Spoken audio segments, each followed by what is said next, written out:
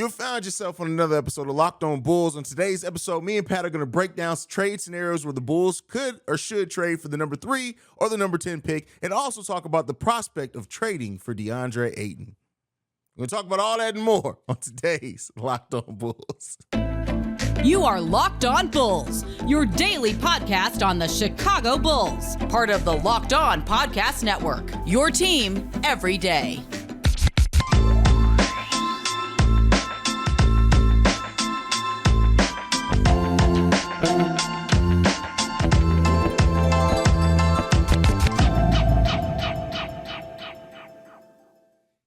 Thank you for tuning in to Locked On Bulls, member of the Locked On Podcast Network, or it's your team every day. Today's episode is brought to you by Birddogs. Go to birddogs.com/lockedon. When you enter the promo code Locked On, they'll throw in a free custom Birddogs Yeti-style tumbler with every order. That's Pat the Designer, host and creator of the Windy City Breeze and host of the Chicago Bears podcast over at ESPN 1000. I'm Haize, host and creator of Chicago Bulls and Chicago Bears Central.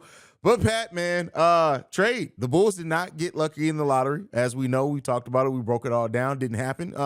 But with that said, now you have two teams with picks in the top 10 that may be potentially looking to move those picks. First up, we got Portland. So Portland introduces a unique trade scenario for the Bulls for a couple of different reasons. They could work out a trade with the Bulls to where it also removes the future protections that we have on their first-round pick up until 2028. That has limited them from using any of their first-round picks up until that point in any trade scenario to bring in talent. We also could offer them some veteran help there that they could use with kind of two of our veterans that are there. And the Bulls could get into that lottery and really maybe get a pick that helps transform the future of the team. When you look at Portland as a trade prospect for the Bulls, Pat, how you feeling? Here's the thing for Portland that kind of gets me excited, right? I think there's a couple of different options.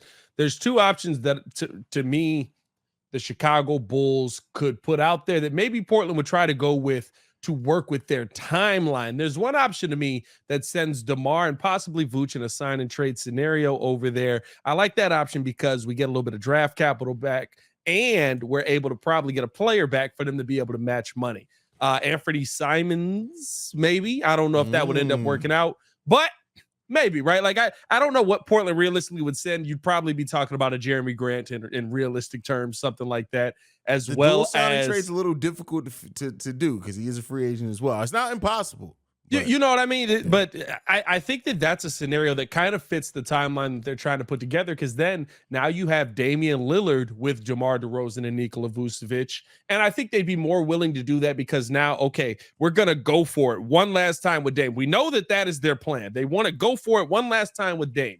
You've got a proven scorer in DeMar DeRozan who can be an absolute bucket getter. You've got Nikola Vucevic as the big man, who's the big man that Damian Lillard has been trying to get Jusuf Nurkic to be for at least 10 years now.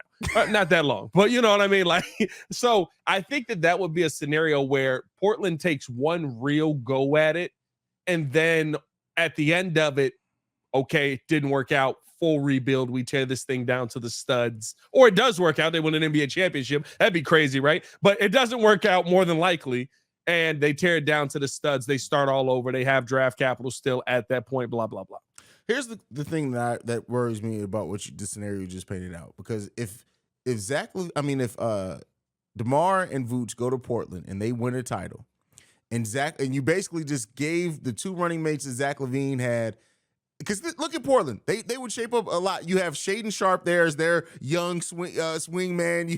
If they win the title, you got to trade Zach LaVine that year. You have to literally look at Zach and be like, well, I got to do this to you, right? Well, I think here's the thing, right? It's not wrong, right? Yeah. It's a tough look, but I think here's the thing, right? One, the Bulls would get capital back, so you're getting a young player back. You're going to get that number 3 pick is what we're talking about.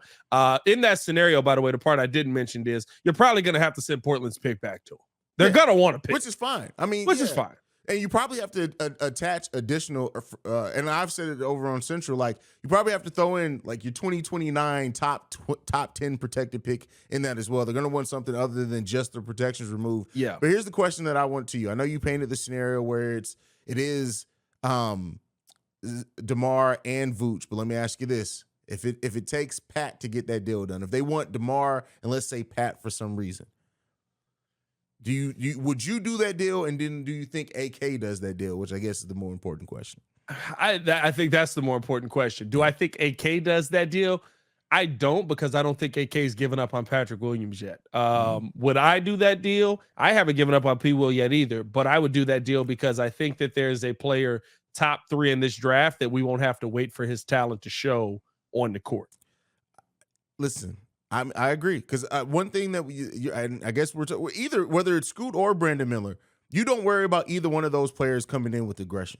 Right? You don't worry about either one of those players being hesitant, being slow to the draw. I'm not giving up on P. Will. You guys know how I feel here, but I think that if you are in serious conversations for the number 3 overall pick, and P. Will's the sticking point to not get that deal done, to me, you have to throw him in at that point. You have to. And I think here's the thing for me that really, when I look at it, it's kind of like, okay, I'm fine with this, because either Scoot or Brandon Miller, to me, make Zach LaVine better. Yeah, for sure. So if you're still tying yourself to Zach LaVine, if your goal is still to build this young team around Zach LaVine, who's still, he'll be, what is he, 20? He'll be 29 next year, basically. Yeah, to turn 29 during the season. You still are going to get 30, 31, 32, 30. 32. That's when he signed through. Yeah, 32, 32. 29, 30, 31, 32, right? Yeah. So you'll have that core of his career, that prime of his career, to try and build that team around. I'm fine with that.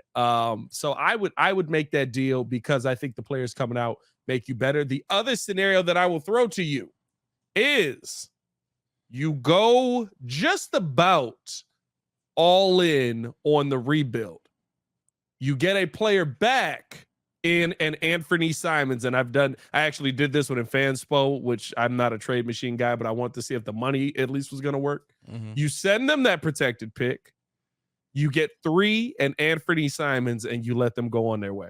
With who? Zach? Is that what you're saying? You send Zach to Portland Zach instead. In this scenario, now you get Anthony Simons. You get a young player in the building who is, what is Anthony? He's a point guard, kind of. He's a 2 more so, but he's a point guard technically. They've used him at point guard. They've used him at both. When Dame's out, they've used him at point guard. Here's what I'll say. If that's the case, to me, you have to make sure Brandon Miller is the pick there. You don't want to have 2 6'2" players out there as your backcourt. If the goal is Scoot, you don't want Anthony Simons back, in my opinion, because that's an extremely small backcourt. Well, what about Imani Bates?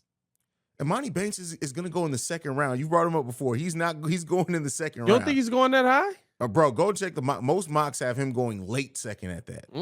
He's probably going to shoot up. I wouldn't be surprised. I was going to say, I feel like he's going to shoot up the draft. The highest that he's going to shoot is, I would say, maybe he goes between 20 and 25, but he's not going to be worth of a top 3 pick. So who's it for? The Thompson brothers are next up at 4. I think Amen Thompson is ranked a little bit higher than his brother, but that's the guy that I think is him. And Walker also looks like Jerice Walker's popping going up some mocks as well. They're kind of in that 4 or 5 area as well.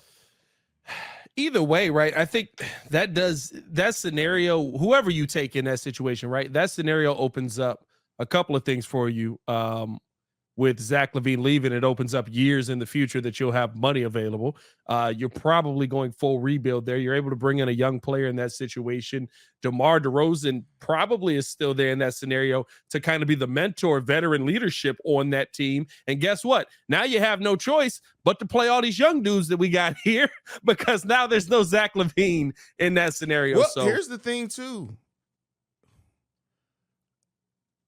The Dalen Terry of it all. Right?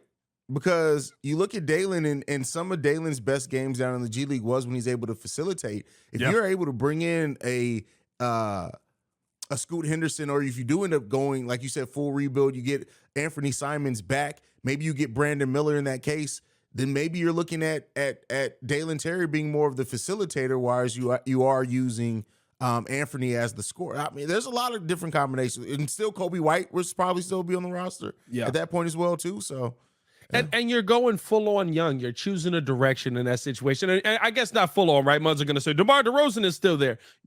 You need that perfect mix, right? The problem with the modern day NBA is there is no mix. There's just young guys and old guys.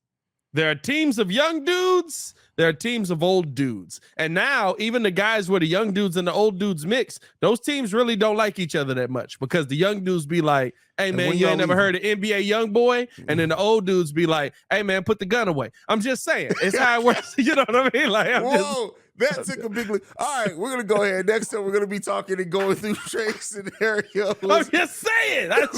It's trade scenarios. If Steven Adams was there, he'd be good. No, all right. With the Dallas Mavericks for the number 10 pick. But before we do that, I got to talk to you guys about one of our sponsors, and that's Birddogs. Now, Birddogs is an athletic short company. They're extremely stretchy fabric that's completely comfortable.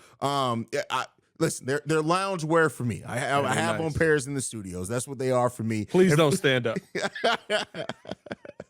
And so with Birddogs, you can check them out. Currently, right now, all orders are getting a free Yeti-style mug. So make sure you guys take that into consideration as well. Go to birddogs.com/LockedOnNBA. And when you enter promo code LockedOnNBA, they'll throw in a free custom Birddogs Yeti-style tumbler with every order. Me and Pat stand by them in the house only. But with that said, Pat, let's go ahead and move forward. I actually wore them to the gym. I wore them to the gym. Well, the gym too. Gym, yes. Gym. Watch is scary. I'm not gonna lie. I felt like, hey, remember you remember old boy at the NFL draft combine whose shorts tore?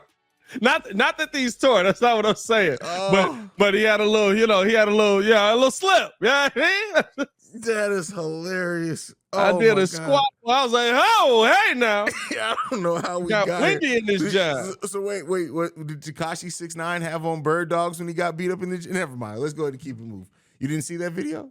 Oh, I saw the recent news on Tekashi, so I thought there was a connection to that. I forgot about him getting jumped. I didn't realize there was any other news with Tekashi. Yeah. But anyway, we went through Portland. Time to go through Dallas. Now, they have the number 10 pick.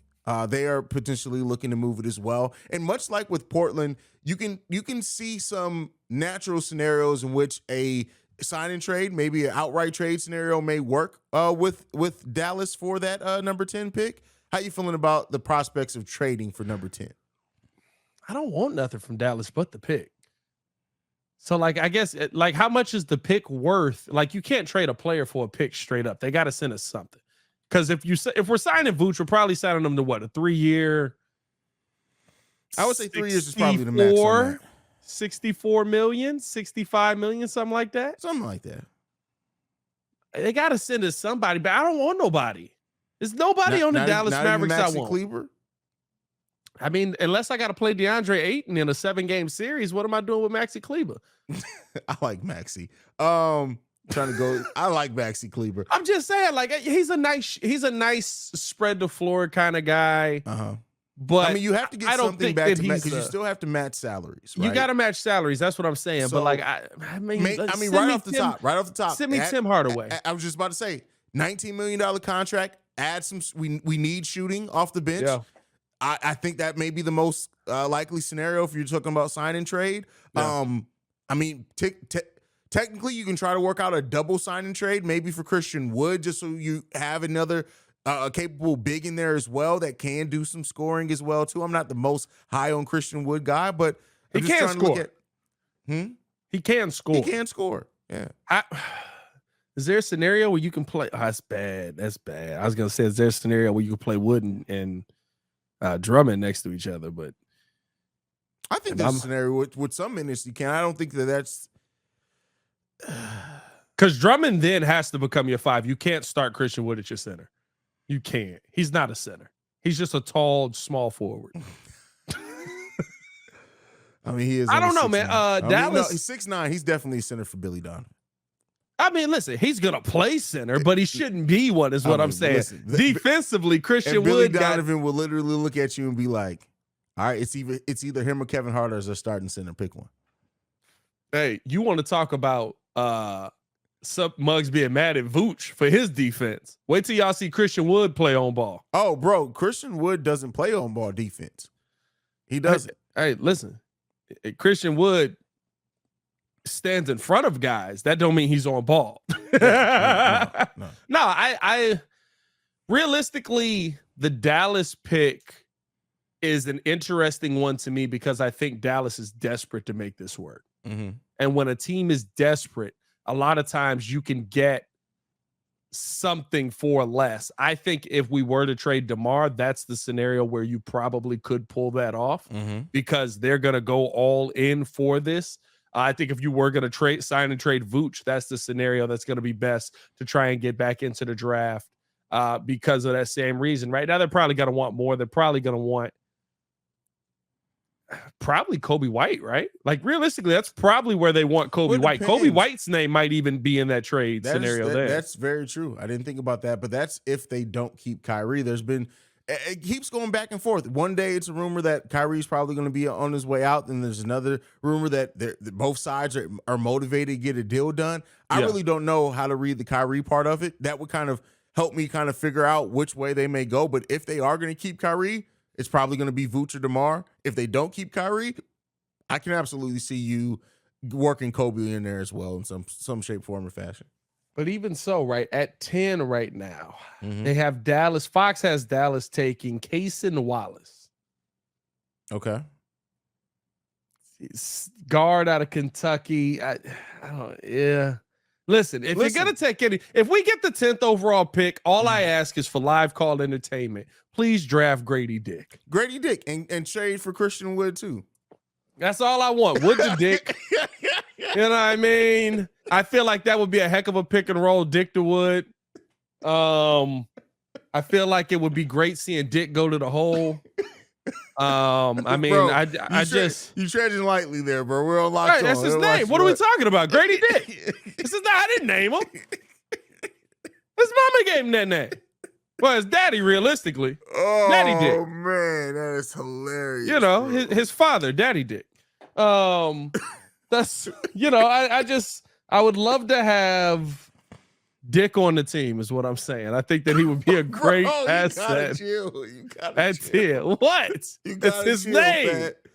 It's his name. You got to. Why are you laughing? You got to chill, bro. Why are you laughing? Wow. How did we get here? Is the question. Are you telling me a live call with Dick from Deep wouldn't be great? That's what you're telling me. What are you laughing at? Hey, listen. Grady Dick is a hell of a prospect. I'm just gonna leave it at that. I'm leaving it at that, brother. Like I got nothing, man. I think he could be a long tenured player on the team, man. Good old Dick. You know what I mean? Back in realism. All right. So looking at the prospects around number 10, looking at Taylor Hendricks, Grady Dick, Carson Wallace, Keontae George, Jordan Hawkins, kind of around that area. Is that enough for you? Or do you think that, would you rather hold on to Kobe? Would you rather, with DeMar, I know that DeMar is expiring, so you could probably talk yourself if they're willing to take DeMar just so you can get something back. If you're getting a top 10 back for a player that could walk in free agency, that it's hard to write that off as a loss. But are you looking at the prospects around there? I don't see anyone that changes the trajectory of the Bulls, but I do see players that can help the Bulls bring in some talent at that point in time. Here's the thing, right? And I wouldn't know because I haven't done an in-depth draft assessment because we don't have to. Well, I don't have to. I mean, I'm gonna watch them just to see who's coming out, what's actually coming to the league. But I don't know. I don't know what. I haven't done that yet, right? So to me, I don't see anybody on here that, just off of the surface, the players that I know offhand, I look at and say, that's you picking a direction. So if you're going to trade pieces away, pick a clear direction, pick a lane that you want to go in. That's why Portland to me is actually a viable option, because one way or the other, you have to pick a direction because you're going to have to get the pick and probably players back just to match salaries.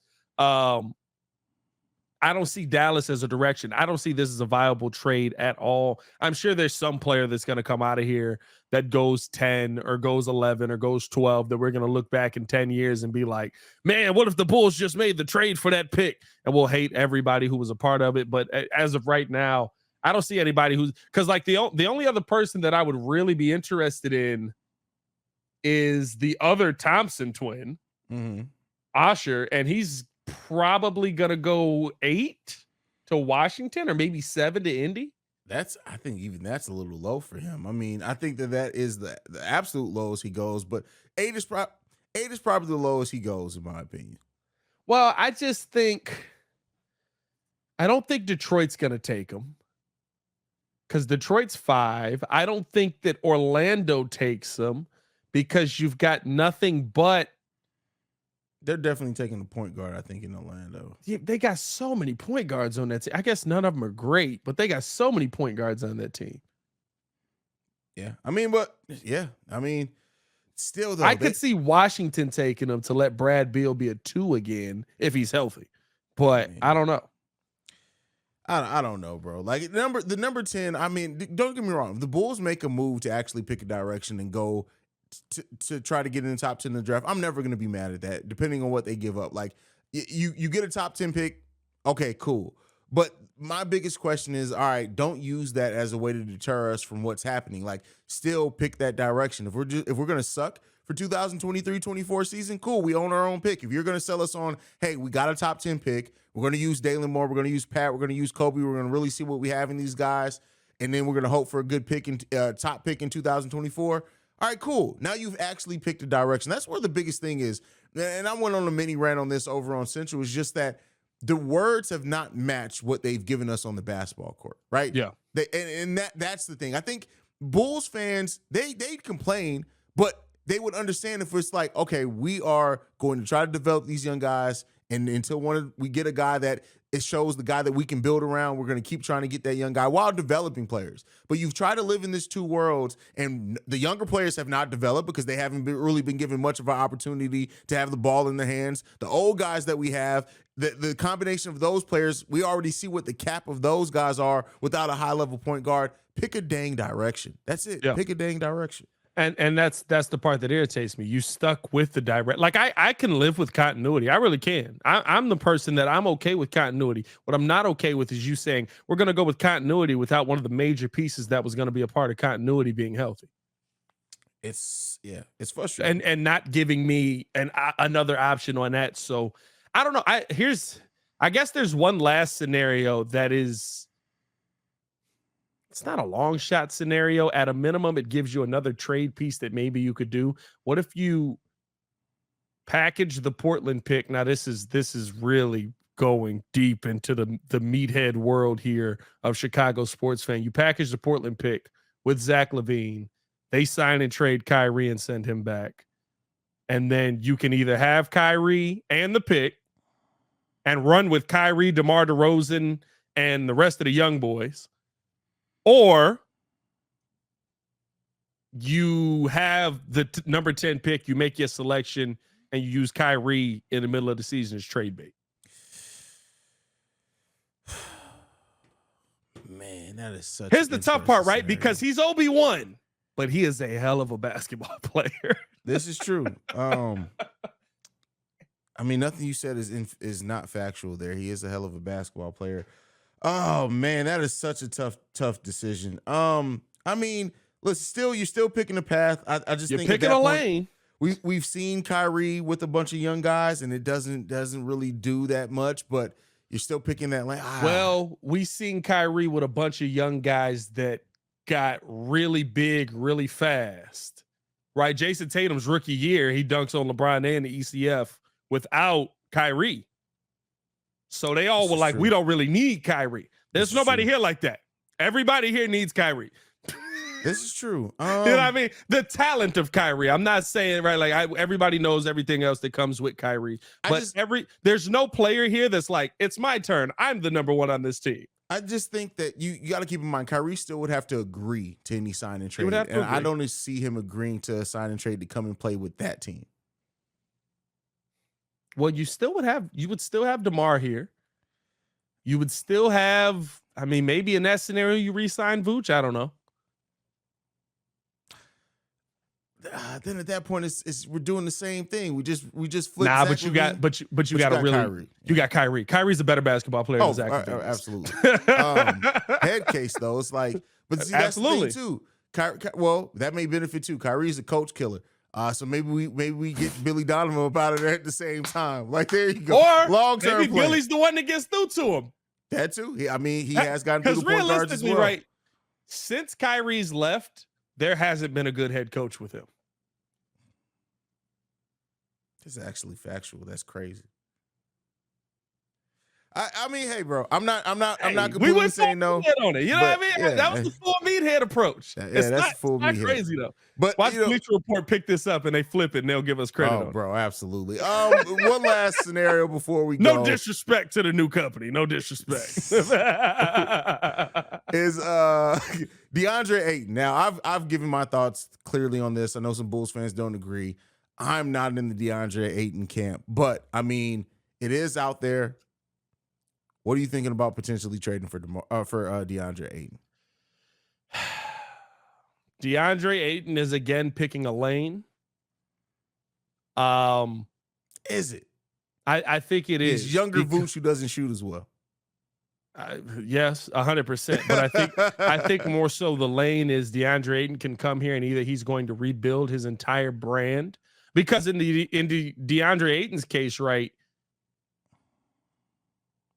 they don't have anybody else that makes enough money. I was going to say that's probably the situation where, again, a desperate team wants to go all in. They probably would want both Vooch and DeMar so that they can have 4 players that they can throw out there at once.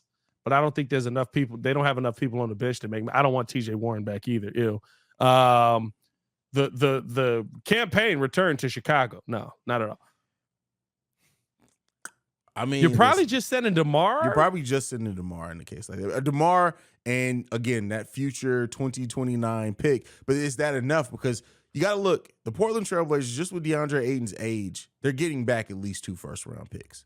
The Bulls really can't offer that much. No. So I don't know. There's unless you send another young player, which then who's the young player? Do you sign and trade Io and include him in a deal over there with DeMar DeRozan? Because that may not be as far as you think, because they are reportedly maybe the simulator. It does work. Maybe looking to move on from Chris Paul as well. So yeah. maybe you can. You sign and trade Io, you get Ayton back. You probably in that scenario are hoping to sign and trade Vooch, but realistically, you're probably going to end up having to let him walk. Or here's again, Meathead approach. You re-sign Vooch and you let Ayton play the 4, which is where he probably needs to be. Bro, I'm gone, bro. Like, if you just wanted to take over the show, you could have said that. I'm out, bro. Don't even. This man said, "What? Come on, bro. What? Hey, listen. He's definitely not a 5. What are we doing here? He's definitely not a 5. What are we doing here, bro? It's the Meathead episode. We're going all in, bro. We building 2K rosters out here, my boy. And then Andre Drummond comes in at power or at small forward, bro. Yeah, you might as well put Drummond at the point guard. That's what he thinks he can Euro step all day long. Hey, listen, I'm just saying. You know what I mean? Then we get Javonte Green in there at center. We put Vooch at the 2. What are we doing? What? I mean, listen, realistically, right, though, in that scenario, say you get 8 and you let Vooch walk, whatever it is. Now you're relying on Zach LaVine. You're relying on P. Will. You're relying on Kobe White. You're relying on your young guys. You are picking a direction there. And Ayton now becomes one of your young guys. Cocaine. I don't want to rely on him, though. I don't want to rely on him though. Yeah, no, I'm good on Ayton, bro. Like y'all can keep Ayton. I'm good on Ayton, bro. Like there hasn't been very many players that I've turned on. Like when Ayton first came in the league, man, I was extremely high on Ayton, and just watching how he's literally regressed in some areas. Like he's him and Julius Randle, bro, aren't that much different. Like they're gonna put up numbers in the regular season. Once the lights are on, Ayton can go right. Well, that's true, but but that's if he even does anything with the ball, because lately he just passes it right back to the guard. Like, I don't want it. What you giving it to me for? No, so, I said this. I think that when DeMar said what he said on Paul George's podcast about there's a lot of players, and Pat Bev said it first. There's a lot of dudes that don't love basketball. There's dudes that want the accolades, but they don't want the work that comes with it. I think that DeAndre Ayton doesn't work hard enough on the court to show that he wants the basketball in big moment situations. I don't think that he, right, like I watched Maxi Kleber shut this man down. I don't think that he puts himself he portrays himself as the most dominant player on the court when you see all the physical attributes, and realistically, he should be every night. Every night. I'll give you that maybe Jokic probably still cooks him, but the defensive effort was just a joke. Yeah. Like you literally just were like, you can shoot and pass, so I'm not going to guard either. That's tough. So I have my biggest question mark with Ayton is, does he have the heart? And then if you bring him to the Bulls, do the Bulls have the leadership to bring that heart out of him? Because realistically, that's not what we saw last season. Well, guys, let us know your Meathead takes down below, man. Anybody, it doesn't matter. We're having fun with this one. It's the Meathead episode. We haven't gone full Meathead. I don't think ever since we took over the podcast. Nah, we really haven't, because usually most of these trades, here's the thing about all of these trades, the Meathead trades, the part that we didn't do that we always do with every trade is, why would Portland do that? Why would Dallas do that? Well, we did that a little bit with Portland. We did do it with Portland. With Portland, we did a little bit, but like even Phoenix is like, why would Phoenix do that? Why would Phoenix want to bring in 33-year-old DeMar DeRozan? 34. Because their window, that may be their window. Seriously, like KD has what, 2-3 years left on his contract? But the problem is with that team, right? Like we talked about DeAndre Ayton. Like the best thing that they could send back in that situation is probably Chris Paul, and I don't want him. No, please, no. Keep him off. Like it's not even Chris Paul from 2 years ago that like unlocked Devin Booker. It's half of the ghost of Chris Paul. Like that's half of the ghost. Half of the ghost of Chris Paul. It's not ectoplasmic creature. It's just plasmic creature now. Yeah, there you go. He's half. That's it. Let's get up out of here, Pat, man. It's getting late, man. Yeah. Follow us on everything at Locked On Bulls. You can follow me on everything at Pat the Designer. Tweet us your Meathead that was a hell of trades. A place to stop that sentence, brother. I'm not gonna lie. I got the head. I got the head. You can follow him at Pat the Designer. You can follow me at CEO Haize. You can follow us collectively at Locked On Bulls. For Pat the Designer, I'm Haize. This has been Locked On Bulls. We may not be on the air next week. We love you guys, man. Have a good weekend. Peace, y'all.